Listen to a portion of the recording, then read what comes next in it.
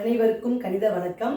இப்போ பார்க்க போகிறது 7ஆம் வகுப்புக்குரிய கணக்கு 3ஆம் பருவம் தசம எண்ணை முழு எண்ணால் வகுத்தல். அதில் ஒரு எடுத்துக்காட்டு கணக்கு பார்க்க போகிறோம். 7.26 2ஆல் வகுக்க சொல்லி கொடுத்துருக்காங்க.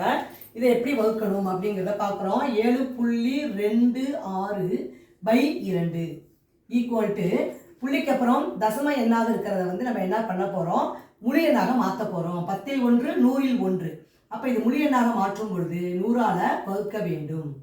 726/100 இன்ட்டு 1/2. இதுக்கு அடுத்த ஸ்டெப்பு நான் என்ன பண்ணுறேன், இந்த 726 முழு எண்ணெல்லாம் எழுதிக்கிறேன் /2 இன்ட்டு 1/100. இப்போ இந்த 2ஆல் இதை சுருக்கலாம். 2 2 2 6 1 12 6 2 12 2 6. அப்போ என்ன வருது, 363/100.